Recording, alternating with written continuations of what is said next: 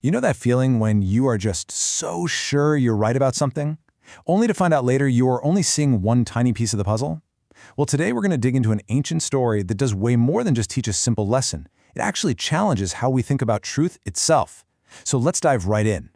Yeah, the great Sufi poet Rumi gave us this beautiful image centuries ago, and it just perfectly sets the stage for the story we're about to tell.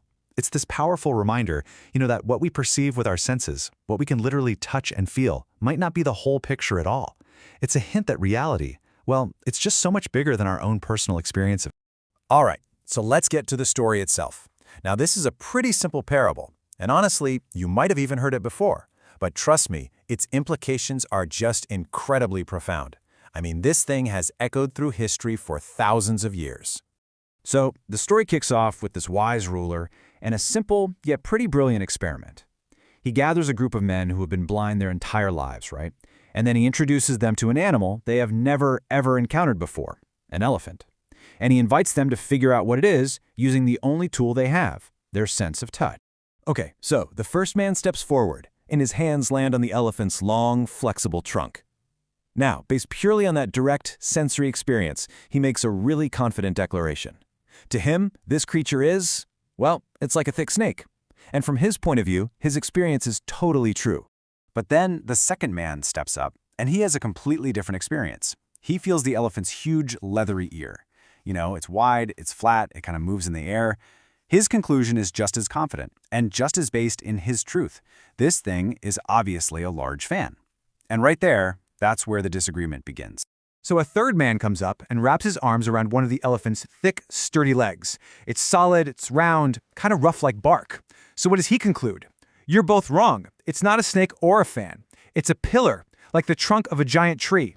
So now you've got three people, three totally different but equally valid experiences of the very same thing. And believe me, it doesn't stop there. Another guy feels the vast, solid side and says, nope, it's a wall. The one who grabs the tail, he's absolutely certain it's a rope. And the man who feels the smooth, sharp tusk is totally convinced it's a spear.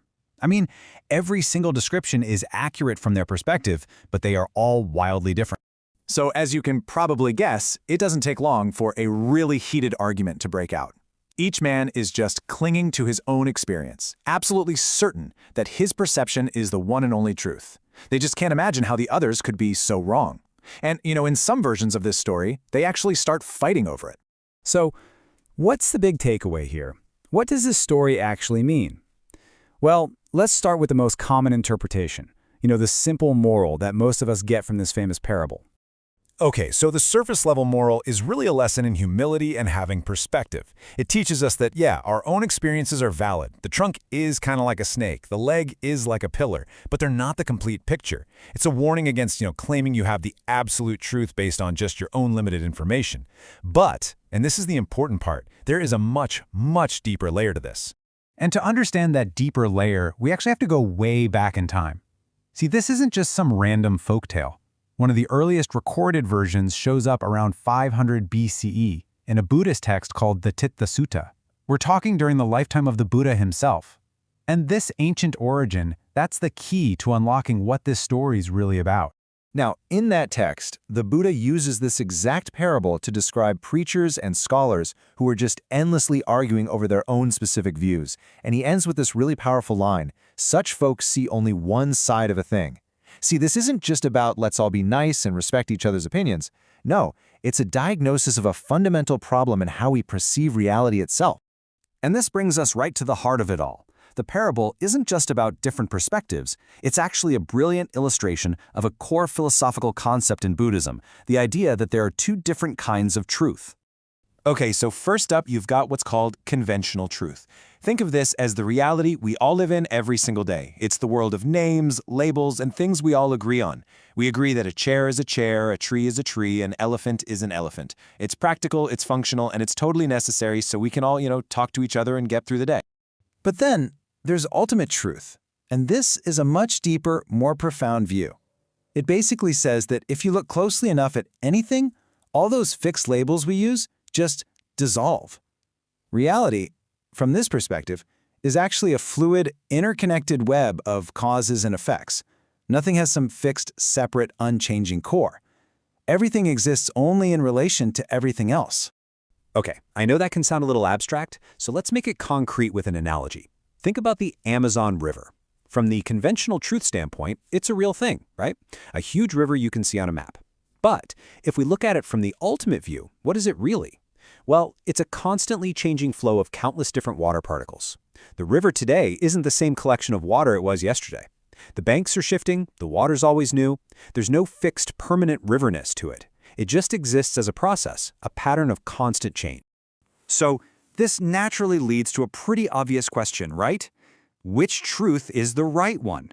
Is the river a real object, or is it just a flowing process?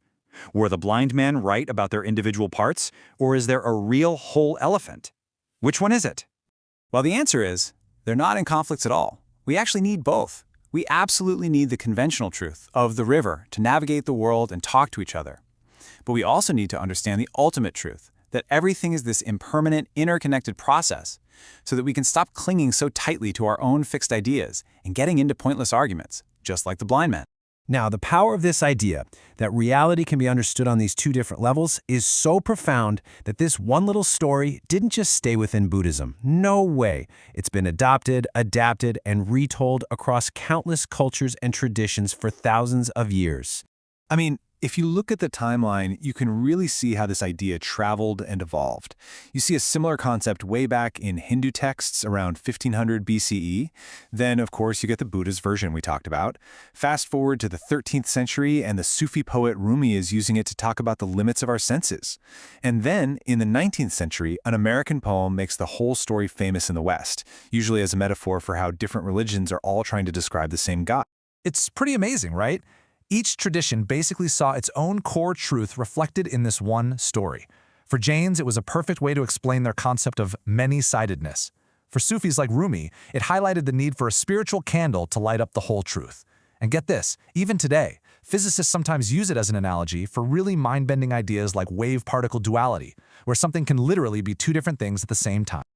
Okay, so why does a story that's over 2,500 years old still matter so much? I mean, how can we actually apply this ancient wisdom to our own lives, right here, right now? Let's bring it all back home. When you really boil it all down, this parable is a profound lesson in something we could call intellectual humility. It's this powerful reminder that no matter how correct our viewpoint feels, no matter how much evidence we think we have from our own experience, it's still just one part of a much larger, more complex, interconnected whole. Your truth can be a truth, but it's not the truth. And so, I want to leave you with this one final question to really think about. It could be a political issue, a difficult relationship with someone, maybe a big complex project at work. What is the elephant in your life? What's that one complex reality that you are absolutely convinced you understand completely, but where you might just be holding on to the tail and calling it a rope?